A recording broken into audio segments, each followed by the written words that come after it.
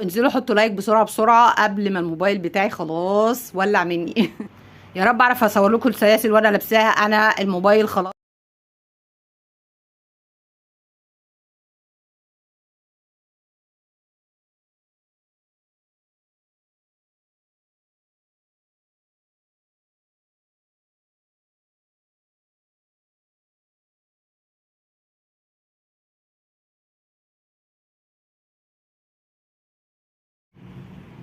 السلام عليكم ورحمة الله وبركاته. ازيكم حبايبي؟ يا رب تكونوا بخير. النهارده معانا فيديو مختلف خالص عن كل الفيديوهات، واول مرة اعمل فيديو من النوع ده. بما ان الذهب غلي جدا وعلي جدا وكل شويه في ازدياد وكل شويه يعلى وشويه ينزل، لا تعالوا بينا. وطبعا كل الستات بتحب الذهب، يعني ما نقدرش نستغنى عنه خالص، فلازم يعني يكون في حل. رحنا للذهب الصيني. الذهب الصيني ملا الدنيا، غزا العالم. بصراحة يعني جميل وشكله حلو، وبيقلدوا الذهب الأصلي تيبيكال تقريبا. في حاجات كتير قوي، يعني لازورد والحاجات دي كلها حاجات الصين قلدتها، يعني نفس الموديلات ونفس الاشكال، وفيرزاتشي وجوتشي والحاجات اللي احنا عارفينها دي. فيلا بينا نشوف بديل الذهب اللي هو الذهب الصيني. الذهب الصيني بصراحة تحفة جدا. انا كنت بشتري حاجات بسيطة كده يعني من هنا، من اسماعيلية، لكن لقيت صفحة حلوة قوي على التليجرام. صفحة في حارة اليهود، في حارة اليهود في القاهرة. فبصراحة يعني ايه، كنت مترددة كتير ان انا اجيب، لانها اونلاين. طبعا انا مش هنزل الدهب الصيني مخصوص، فجبتهم اونلاين. جبت الكمية دي اونلاين، واول ما جبت برضو كمية، يعني مش جبت قطعة ولا اتنين ولا تلاتة، لا جبت كمية وسعر جامد. طبعا الكميه دي كلها كانت جايه في الكيسه دي. طبعا انا لما شفت الكيسه اتخضيت، خصوصا ان انا دافعه مبلغ يعني. فاتخضيت، قلت ايه ده، معقوله؟ ف قلت لا هستنى بقى ايه اما افتح. ففتحت، بصراحه عجبني الاوردر جدا جدا. خامات حلوه واشكال حلوه. واكتر حاجه عجبتني هي الخواتم والغوايش، بعدها الانسيالات، وبعدين السلاسل. السلاسل حلوه جدا وشكلها حلو قوي، بس فيها مشكله هنقولها في اخر الفيديو. تعالوا بينا نشوف. اول حاجه عجبتني طبعا في الموديلات دي كلها هي الخواتم.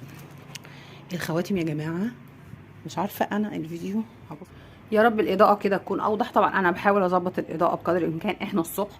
وطبعا انتوا عارفين ان احسن تصوير ليا هو بيكون في المطبخ، لكن طبعا مش هصور دهب صيني في المطبخ، فحبيت اصور لكم في مكان كده يكون فيه اضاءه حلوه. اكتر خاتم عجبني الخاتم ده، بصوا، رائع جدا جدا. مش عارفه هو باين ليكم ولا لا. نحاول برضو ان انا، رائع بجد، تحفه. احاول اشوف الفيديو كده. هو في منه الوان، في منه الاخضر والاسود والازرق والاحمر والبني، في كذا لون. تمام. فانا جبت الاسود طبعا، عشان انتوا عارفين الاسود دايما ايه بيليق مع كل اللبس. تاني خاتم ده، هو طبعا الخاتم ده موديل قديم شويه، بس برضو شدني، لفت نظري الصراحه. اهو انا جايبه لكم في كل الاتجاهات. انا جايبه الاوردر ده بقالي شويه حلوين، يعني تقريبا اسبوع. كنت كسلانه اصور، ما كنتش فاضيه، فهو جاي بقاله شويه حلوين. وطبعا انا اول ما جبته فتحته على طول، ما استنيتش ان انا. ده كوين، ده الخاتم ده كوين، رائع بصراحه. وزي ما قلت لكم بقاله تقريبا حوالي اسبوع او اكتر. فانتوا عارفين الاسعار بتتغير، بس هي الاسعار لو عايزيني احط لكم التليجرام احطه لكم. بس عموما الاسعار حلوه جدا جدا جدا، واحط لكم قناه التليجرام. ده خاتم اسمه شنطه، هو اسمه كده. في منه احجام، في الكبير في الصغير، يعني حجم القطعه دي. وفي السيلفر والذهبي او الجولد. يا رب يكون واضح بس في الكاميرا. معايا ده كمان، ده حلو قوي قوي برضو، عجبني.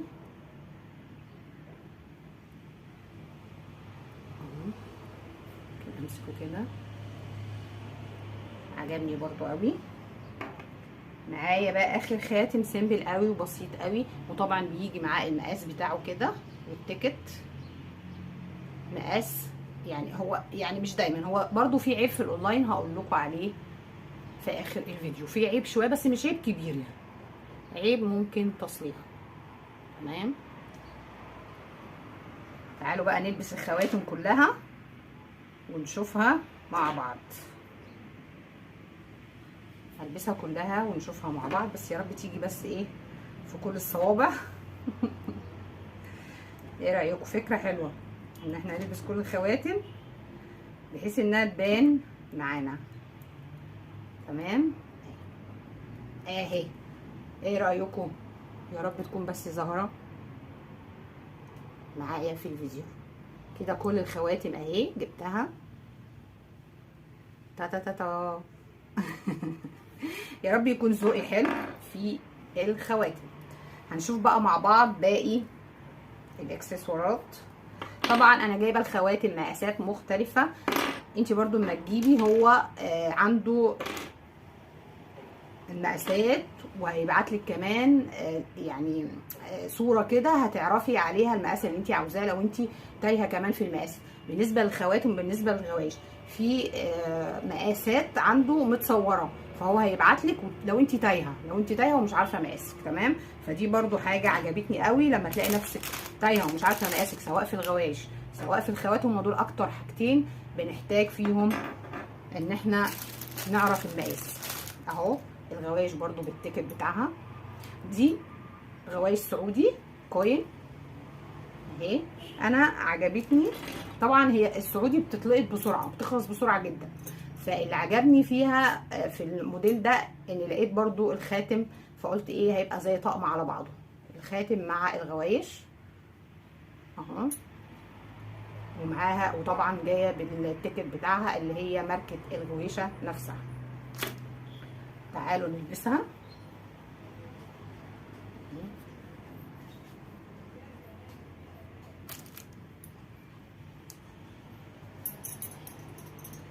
ونلبس معاها الخاتم كمان، عجبتني قوي برضو، يا رب تكون ظاهره. في غوايش تانية دي اهي اللي عليها الرسمه، دي الرسمه دي برضو براند، بس انا يعني ايه ما بركزش في الاسامي قوي، هي تقريبا جوتشي فيرزاتشي مش عارفه، هي مش باينه قوي الرسمه. تمام، بس انا جبت الغوايش دي برضو لسبب ان انا عندي نفس شكل الغويشه دي اللي هي المسح عندي اصلا اهي، فلما تتلبس معاها تبقى جميله. ودي اهي يا جماعه الغوايش اهي اللي هي المسح، دي كانت عندي قديمه. تمام، جبت دي بحيث انها تليق معاها، يعني ايه يبقوا مختلفين اهي، يا رب تكون باينه. هي اللون مختلف شويه، دي يعني مديه اصفر شويه ودي نحاسي شويه، بس شيك شيك بصراحه، عجبوني جدا. دي برضو دي قديمه، يعني دي الدهب الصيني القديم، يعني احنا نعتبره اكسسوارات اهو. ودي قديمه سلسله برضو، ودي كوين قديمه. تمام، الحاجات دي قديمه، قلت يعني ايه تشوفوها معايا برضو، مغيرتش خالص بقالها سنين، اللون مغيرش خالص خالص خالص. دول يعني ايه اغمقوا شويه، دول اغمقوا شويه.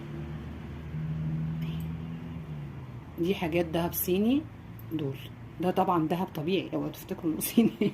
والله شبهه يعني مفيش فرق. تعالوا نكمل الفيديو. دي زي ما قلنا بعض الحاجات اللي عندي، في حاجات تانية بس انا ايه دول اللي لقيتهم وانا بجيب الغوايش. تعالوا ندخل على الانسيالات. زي ما قلت لكم انا هوريكم يعني ايه اكتر حاجه حبيتها انا حبيتها.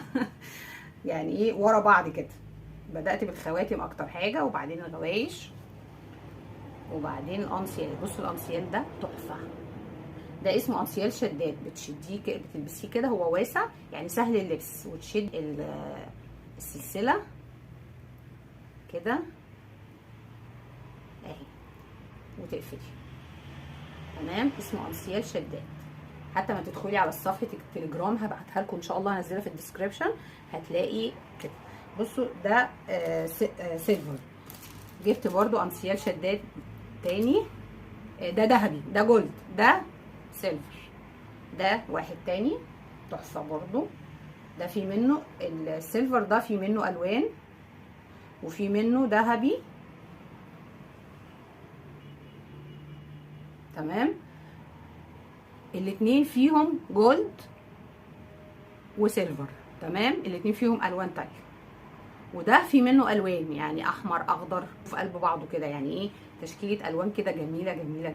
وزي ما قلت لكم ده انسيال شداد، بتشديه من هنا وبيقفل على ايدك، ودي السهوله بتاعه الانسيال ده. تحفه بصراحه، عجبوي قوي قوي. اول ما بنتي شافته طبعا اتجننت وعايزه تاخده، فهعمل لها اوردر جديد بحاجات تانية. وعندهم كمان يعني مش دهب صيني بس، لا وفي ستانلس اللي هو بقى يغيرش خالص. هو الدهب زي ما قلت لكم ما غيرش لون معاه. كل الحاجات دي اهي هسنين، دي ما غيرتش اللون خالص خالص خالص، بقى لها سنين. بس طبعا بحافظ عليها من الميه والبرفان والكريمات. تمام، تعالوا بقى نشوف مع بعض كده الانسيالات شفناها. تعالوا نشوف مع بعض الطقم برضو اللي عجبني جدا جدا، اللي هو ده. طبعا هو مش ظاهر هنا، يعني اسلكوا بعض منها عشان واضحه اكتر. هي طبعا الحاجات دي بتبقى اكتر في اللبس اهي. ده العقد ده يا رب يوضح، هو نجمه. السلسله بتوع الجنزير دي تقيل وجميل. العقد يعني يمكن اكتر حاجه لفتت نظري ان الحاجه غليت، يعني غليت قوي، يعني غليت 10 15. في حاجات ما غليتش، فاهميني؟ عشان كده مش عايزه اقول لكم يعني اسعار وتروحوا اسعار تانية. دي الاسوره بتاعتي، ده الاسوره، الاثنين على شكل نجمه. الطقم ده عجبني قوي. هو مش طقم، هو اسمه نص طقم. الطقم الكامل معاه حلق وكمان ده نص. السلسله دي اسمها شرابيه، هي اسمها كده.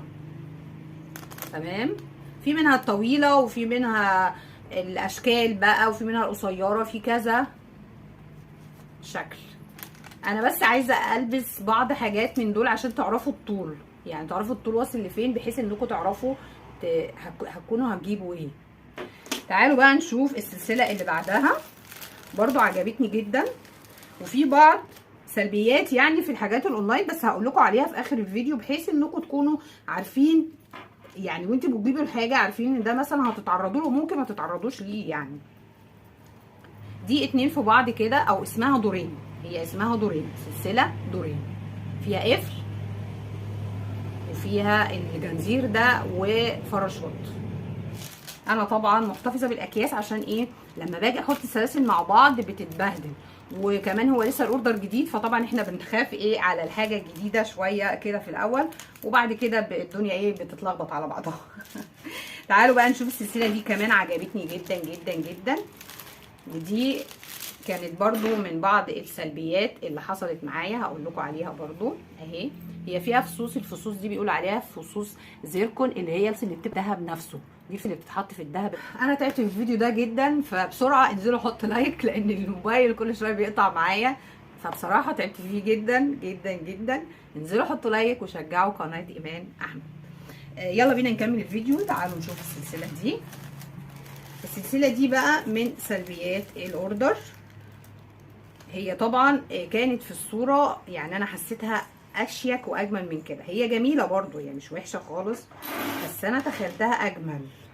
انا لسه ما لبستهاش برضو، ممكن في اللبس تبقى ايه الشياكه تبان، فاهميني؟ طبعا يعني انا هحاول اقول لكم هي خفيفه شويه، بس ممكن في اللبس تظهر اكتر. يا رب تكون بس ظاهره وواضحه.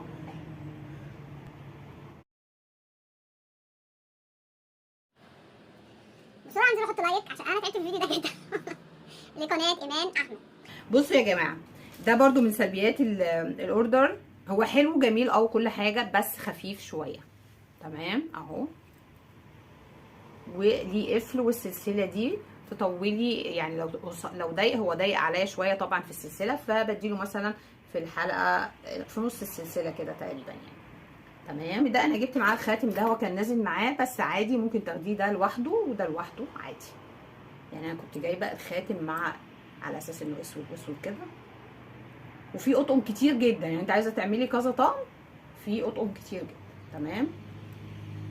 بس ممكن تاخدي القطعه دي لوحدها والقطعه دي لوحدها على حسب انت عاوزه ايه. تمام. وكده الاوردر بتاعي خلص تقريبا، خلص خالص.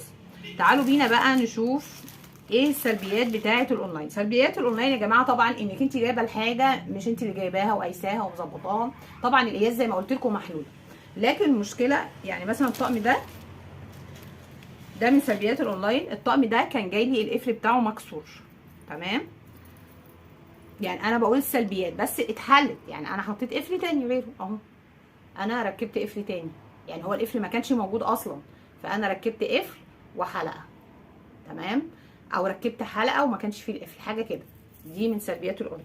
ده الطقم ده كمان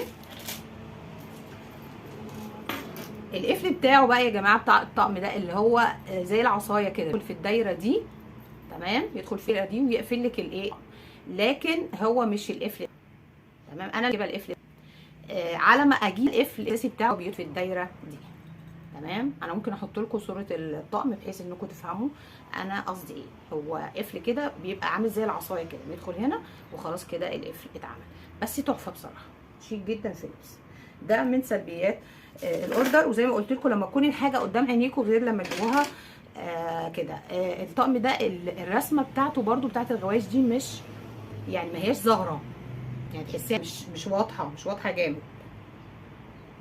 تمام. دي سلبيات الاوردر كله. غير ان انا عن نفسي بجيب الذهب الصيني على المغناطيس. المغناطيس ازاي يعني؟ على المغناطيس معروف ان هو ذهب صيني، فطبعا الغوايش والخواتم على المغناطيس ما بيلزقش خالص. الغوايش والخواتم اللي بيلزق السلاسل، كل السلاسل بتلزق سواء انسيال سواء سلسله، كلها بتلزق على المغناطيس. هي دي بقى سلبيات الاوردر. بس غير كده الاوردر تحفه رائع. وطبعا لا غنى عن الذهب الاصلي. يعني احنا بنجيب الحاجات دي اعتبرها اكسسوار، الحاجات دي كلها اكسسوار، لكن لا غنى عن الذهب الاصلي. وكل الستات عمرها ما تستغنى عن الذهب الاصلي. ولو الفيديو عجبكم انزلوا حطوا لايك بسرعه بسرعه قبل ما الموبايل بتاعي خلاص ولع مني. وده الطقم اهو، وده الخاتم بتاعه. الاسوره بتاعته طقمت معاها الخاتم ده، يا رب يكون ظاهر ليكم اهو. وده طوله، انا حبيت بس البسه بحيث ان هو يكون باين ليكم الطول. وده العقد الفراشه، هي الفراشه دي بس طالعه فوق كده شويه فشكلي هشيل القطعه دي، لكن دول منتظمين مع القفل، فاللي طالعه فوق شويه دي هشيلها. وده برده من سلبيات الاونلاين، بس عادي يعني هي الدنيا ماشيه برده.